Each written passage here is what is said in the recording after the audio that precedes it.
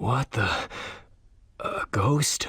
The Sonic franchise has had an interesting history with the horror genre. Obviously, the idea of Sonic stories with some horror elements is something the fandom has really latched onto, even beyond the proliferation of Sonic EXE-styled stories that I can't seem to escape no matter how hard I try. This was true when I was younger, too. Things like the Tails doll curse have archives dating all the way back to 2005, and elements from that were eventually just folded into official material. So entirely possible if Sonic is still kicking in the 2040s, we'll have an EXE-type character and I'll be forced to make a video on him. But it's not like Sonic as a franchise is kept away from horror, and I'm not just talking about things that are horrific like being sent to the sunken place via robotization, or Maria! Yeah, I'm talking more archetypical Halloween monsters. In fact, zombies are the basis for IDW Sonic's most well-known arc, the Metal Virus. This is a storyline that's been covered 1,000 times by different creators, and I try not to retread the same topics others do, unless I have a fresh take on it. I also didn't really want to summarize it because it's over 20 issues. It's really even set up as early as issue 8, but I think I figured out how I want to do it. We are going to explore how the Metal Virus connects to and utilizes the wider zombie mythos through the lens of a few certain films. But first, a brief history lesson. In 1968, a low-budget independent horror film hit theaters. You might have heard of it, it's called Night of the Living Dead. The first feature from director George A. Romero, the film is responsible for cementing the modern idea of what a zombie is. There had been films with zombies prior, however many of those are more rooted in the concept as it exists in the voodoo religion or Haitian folklore, and those are a whole thing to unpack, which I feel I'm not equipped to do. There were similar films and similar undead creatures that had been explored in literature prior, such as in the H.P. Lovecraft short story Herbert West Reanimator. The film actually never uses the word zombie. It instead opts for ghoul, which sort of aptly describes what they are. While many of the ideas it presents were not invented by the film, what it does with them is fantastic. Despite its age, I still consider it one of the best zombie films of all time, if not one of the best horror films in general. What it lacks in gruesome, hyper-realistic effects, it more than makes up for with an engrossing narrative populated with compelling characters. Ben and Barbara, portrayed by Dwayne Jones and Judith O'Dea respectively, are of course iconic, but the rest of the cast is just as engaging. The shot composition is incredibly well thought out, even shots of the undead slowly lumbering in the distance carries a sense of dread. While the legion of walking corpses are an ever-present and inevitable threat, the real horror comes in how the characters interact with one another, how the stress of the situation breaks down any ability to work together. I love this movie. If somehow you've never seen it, you need to. It's in the public domain, so you can see it just about anywhere. Add it to your watch list this Halloween. While initially a bit controversial, I appreciate Variety making their ancient bad takes available to read. The film would be a success, launching Romero's career. While Romero would direct plenty of unrelated films, including Monkey Shines, a horror movie about a killer service monkey that I'm never not thinking about, he would make quite a few follow-ups to Night of the Living Dead. Most notably for our purposes, Dawn of the Dead and Day of the Dead. Both equally deserving of being called some of the best horror films of all time. To me, Night, Dawn, and Day are the bedrock on which much of modern zombie media is built. These films are so good and so influential, embedded into the DNA of the subgenre, to the point that other media might reference them without even meaning to. You got a zombie thing set in a mall? Thank Dawn of the Dead. It helps that all these films are discussions of something greater. Romero was no stranger to using his films as a means of social commentary or critique. That alone makes them much more interesting to chew on than a good amount of films that followed in Night of the Living Dead's wake. While over the decades the popularity of zombie media would continually wax and wane, the subgenre would never truly die. Every decade has at least one iconic piece of zombie media that at least temporarily reignites interest in the undead. And there's no clearer example of that than AMC's The Walking Dead. Based on a comic series by Robert Kirkman, The Walking Dead captured everyone's attention. Well, maybe using captured in the past tense isn't entirely accurate because counting spin-offs, it's still going. Obviously, there's still an audience for it. I take no issue with long-running franchises. I'd be a hypocrite if I did. However, I'm used to a lull in releases every once in a while, but The Walking Dead has been able to have a major release every year since the show began. 15 years of continuous content is nuts. Obviously, with something so big, it's gonna have an influence on the culture around it. That's why an editor on Archie-Sonic asked Ian Flynn to prepare a zombie story to take advantage of the cultural zomgeist. That's terrible! I can't say that! While Flynn was initially hesitant, he found an idea for it, that of an infectious metal virus, that he actually liked. Unfortunately, that same editor would tell him to shelve the idea so as not to compete directly with Archie's other zombie book, Afterlife with Archie, which is apparently getting its own adaptation soon. It does strike me that Afterlife with Archie began in October of 2013, while the reboot timeline officially began September 4th, 2013 with issue 252. Was the metal virus going to be one of the first major post-reboot stories? I mean, I don't know that for sure, but the information available suggests that's entirely possible. I do like the expanded version of Sonic Unleashed we got, so I'm kinda glad it didn't happen. The idea kept being pushed back, but eventually it was decided it would have occurred at some point after issue 300. The Sonic Universe arc, Eggman's Dozen, even hints at it. Unfortunately, as we know, Archie Sonic would be cancelled at issue 290. Ian never got around to writing anything for this version of the arc aside from the rough concept of the metal virus. So right now it's not worth going through every episode of the Bumblekast in an attempt to reassemble what that version of the arc could have looked like. Though that's definitely an idea for later. The idea would then be repurposed for IDW Sonic, bringing us back to the modern day. The reason I wanted to go over this is that I want to explore the Metal Virus arc through the lens of the Romero films, specifically the three I mentioned. But let's get into it. As I mentioned before, a lot of the real tension in Night of the Living Dead comes from how the characters interact in this high-pressure situation, and that's something that's carried over to a lot of zombie media. The undead are an ever-present, but often secondary threat. The perpetual horde can essentially be outmaneuvered forever by a well-organized group. They aren't too difficult to outsmart. However, what often ends up getting characters killed or infected are the decisions that both they and those around them make. They got one big advantage over us. They don't think. A lot of horror media has an element of karmic justice to it, that there will be some moral failing in the eyes of the film, a la the rules established in Scream, or the character's just a jerk and then they'll receive some punishment. Small-scale villains, Rough and Tumble, being infected by Eggman and then used as the means to pass the virus along to Sonic is an example of this. Rough and Tumble aren't big bads and probably will never be in that position. They're goofs. They're fun and not all that threatening. Their reaction to their infection is sort of scary. But the fact they were infected because they decided to work for Eggman, it's the consequences of their own actions. We're allowed to just forget about them until the arc ends. But this isn't really the case with a lot of zombie movies. Often characters who act entirely selflessly are just as likely to join the film's body count. But Romero's films don't look down upon that. If anything, it empathizes with it, just as another layer of tragedy to the situation. The metal virus is filled with moments like this. Grand gestures that ultimately mean nothing or even end up dooming more people. Charmy going back to save someone who had been infected but had yet to turn, only for he himself to get infected. Or Jewel attempting to save some children, only for her efforts to be ultimately in vain. Even something like Night and Dawn nobly staying at their radio station to broadcast an emergency signal is implied to have a less than happy ending.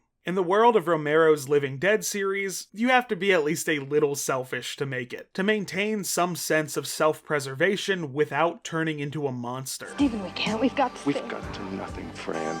We've got to survive. Somebody's got to survive. And I don't think this is a bad thing. Stephen here isn't a bad person for wanting to get his pregnant girlfriend Fran out of harm's way. But it is a self-interested decision, as Fran is working on a news broadcast sharing information about this outbreak, and she's clearly playing an important role. In a very literal, dictionary definition sense, it is selfish, even if we might not think of it that way. That's not really a trait we get to see Sonic characters exhibit, aside from Eggman. Though Big does make it pretty far by being entirely self-involved until he finds Froggy. That's also the reason we see the cast slowly whittled down, that they're moral to a fault. They're all willing to sacrifice themselves. Again, it's their own decisions dooming them. If anything, they need to have self-preservation forced upon them. We've got to remain rational, logical.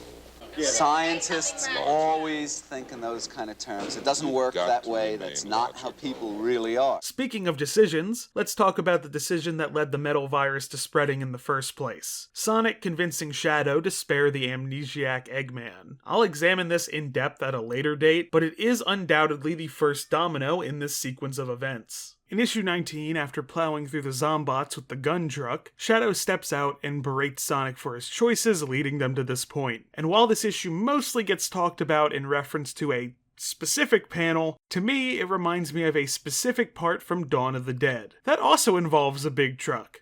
How about that? At this point, our group of survivors has already found the mall and are working together to turn it into a safe haven, getting trucks and putting them in front of all the entrances, limiting the undead's access. Roger, who we'll just call Trooper for the rest of this section, is extremely confident. Despite the still ever-present danger, I would say his attitude isn't dissimilar to Sonic's. We got this, man. We got this by the ass. Eventually, Trooper's behavior gets under Peter's skin enough that he feels the need to reprimand him. Let's go! I mean it, man! Now you're not just playing with your life, you're playing with mine. This is the dialogue that would have been written if we were meant to unambiguously agree with Shadow. It communicates the same core idea. Your behavior put us at risk, but with two entirely different takeaways. Trooper ends up getting bitten shortly afterward following another mistake. Sonic's already infected at this point, but Shadow is the one who gets infected shortly after this conversation due to his own rash behavior. Is this the narrative passing judgment, or is it just an escalation of the story? That's up to the reader, honestly. With Trooper, it's very clearly him not taking Peter's warning as seriously as he should have. But with Shadow, you can compartmentalize both him berating Sonic and then him not taking Sonic's advice. Or you can view them as being linked, and him just assuming he knows better because he feels Sonic was in the wrong in a different situation. I've seen debate over what the ongoing theme of the Metal Virus saga is. A popular read is that it's about never giving up hope regardless of circumstances. I have a slightly different take. Hope exists in the world of Romero's Living Dead to be extinguished. You can do everything right, survive against impossible odds, and then be killed by happenstance. This is something many characters are clearly aware of. Despite this, they keep going, not because they have hope, but because surviving is the only thing left to do. This is the nihilistic void that Day of the Dead is set in. An underground bunker filled with characters denying the reality of their situation, whether believing they can undo the damage that's been done, or instead wishing to exert control over it. Two characters, however, have clearly accepted the state of the world, albeit with entirely different reactions. Miguel is one of the soldiers stationed in the bunker and is the boyfriend to protagonist Sarah. The outbreak has clearly taken its toll on him. Growing increasingly despondent and withdrawn, he ends up pushing Sarah away. When he is eventually bitten, despite Sarah attempting to save his life by removing his arm, he still decides to take his own life, while also letting all the zombies into the bunker. What's clear is that Miguel is ultimately swallowed by the hopeless world, unable to come to terms with it. On the other hand, we have John. John is the group's helicopter pilot, and he openly tells Sarah that he believes looking for a solution is a fool's errand, that the situation will never improve, wishing to abandon civilization entirely. Despite this, he isn't a dour character. If anything, he's one of the film's few sources of emotional relief. His viewpoint is basically that, regardless of if the undead can be stopped, what matters is that there's still people to start over. That's all there's left to do. Shame on you. There's plenty to do. Plenty to do. So as long as it's you and me and maybe some other people, we could start over. Start fresh. Something, it doesn't matter now what happens, I will never give up the fight.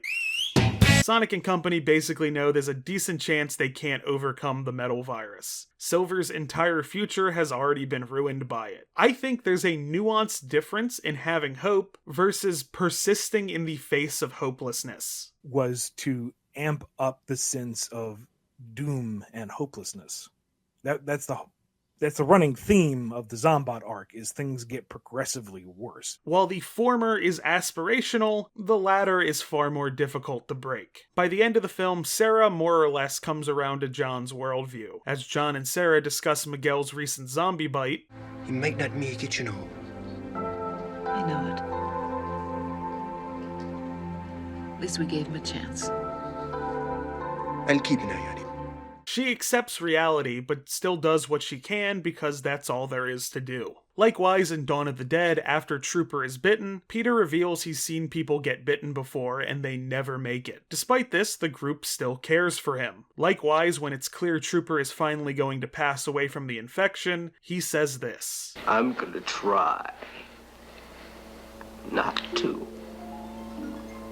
I'm gonna try not to come back. I'm gonna try. Of course, he knows he doesn't have any control over it, but this is still him doing what he can. Near the end of the film, when Peter hears Steven scream, he's certain that he'd been bitten. Despite this, he insists that he and Fran wait for him in case he survived. I heard his gun. Maybe he's alright. Peter, unwilling to continue, tells Fran to leave in the helicopter while he opts to stay behind, crushed beneath the weight of all they've lost, and perhaps even feeling guilty as he was the one who suggested staying at the mall. However, right before ending it with the undead closing in, he decides he does want to survive, fighting through the zombie horde and eventually making it to the helicopter. And when Fran says there's very little fuel, despite the clear futility of the situation, all Peter has to say is, Alright. before they fly off into the horizon as a new day dawns.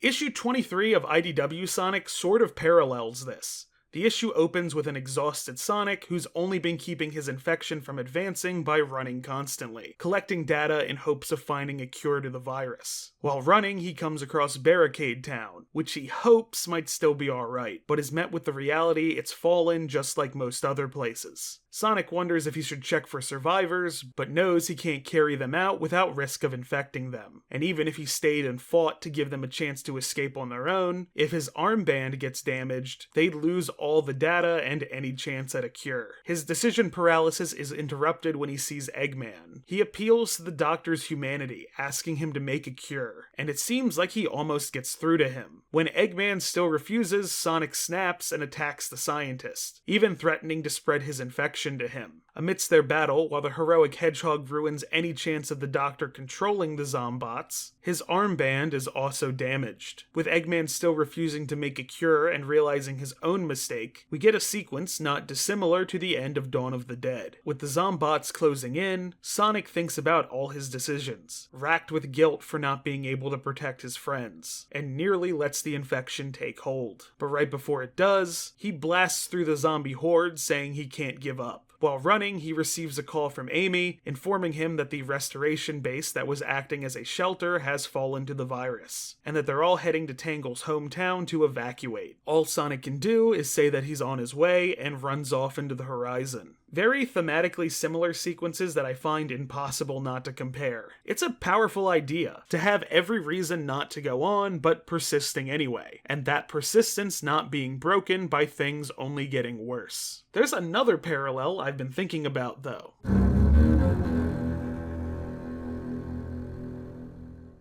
A lot of the most memorable zombie stories have some form of human antagonist. This is for good reason. A zombie outbreak is more akin to a natural disaster than any active malevolence. There's of course exceptions to this, but we're talking about a basic zombie story. This is why I think it makes perfect sense for the Deadly Six to be brought into this arc, because it transforms the aimless horde into a force with direction and purpose. While the sheer infectiousness of the virus ensures that nowhere would be safe forever, including Angel Island, the Zeti being in control ramps up both the pressure to find a resolution and in the cruelty that's shown to survivors. There's lots of human antagonists to pick from Romero's films, but one that stands out is Captain Henry Rhodes. Short-fused and controlling, he claims that his actions are to protect his men, but the film reveals he'll just as quickly abandon them to save his own skin. And there's a parallel sequence involving Rhodes and one of the Zeti. But we gotta go over a little more context first. A running theme of Romero's Living Dead series is that the living dead are reflections, if not outright extensions, of us, of humans. What the hell are they? They're us, that's all. They're us. We're them and they're us. Say what?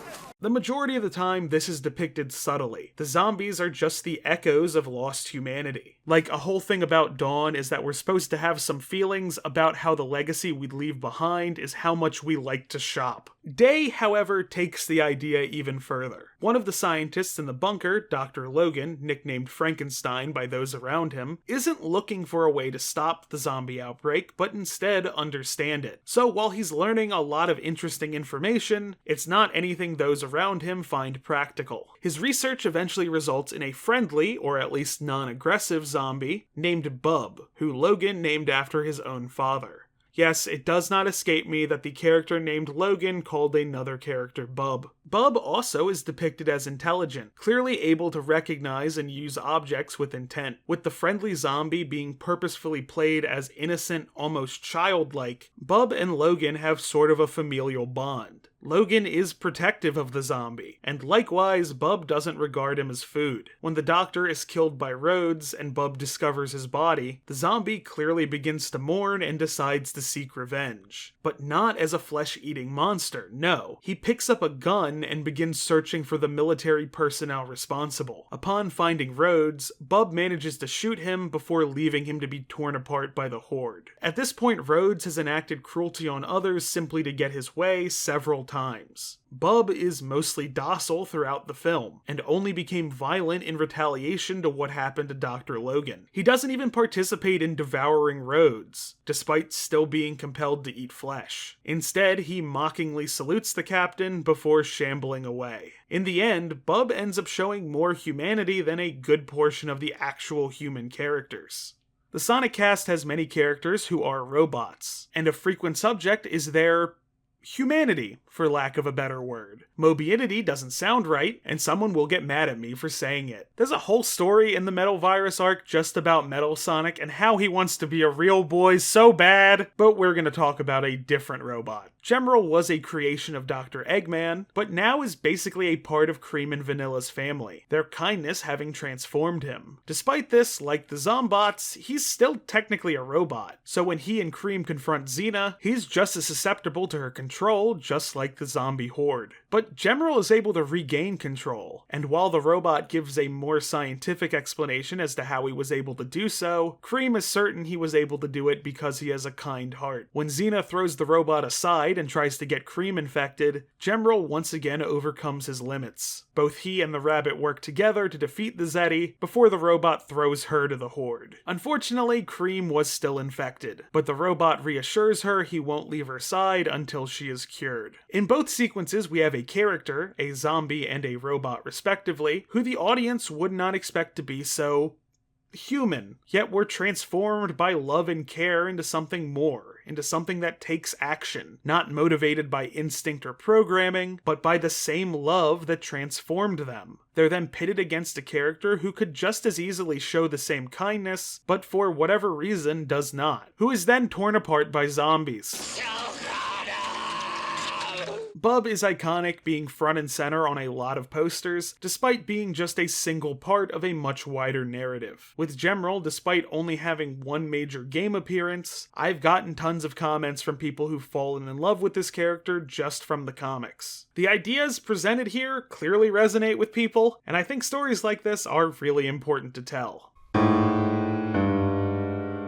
I do not think any of these parallels are conscious. Like I said earlier, Romero's films are so influential, they are either the originator or popularizer of the tropes associated with the zombie subgenre. It's not a surprise similar ideas pop up. It always struck me though that while the Metal Virus arc is clearly defined as the Sonic take on a zombie story, I never really saw anybody analyze it in relation to other zombie stories. So I felt it was important to do that, and I hope that it motivates other people people to view this arc through a similar lens. Romero's films aren't the only zombie movies out there. The fictional history of the undead has marched onward, and the genre's changed in so many ways, to the point that calling something a zombie movie alone doesn't give a clear idea of what it is anymore. So maybe someone else will do a video like this about how the metal virus connects to some other zombie media. But to the purely Sonic fans who stuck around this whole video, watch the Romero films. This video has been a large-scale trick to make you want to watch several decade-old zombie films.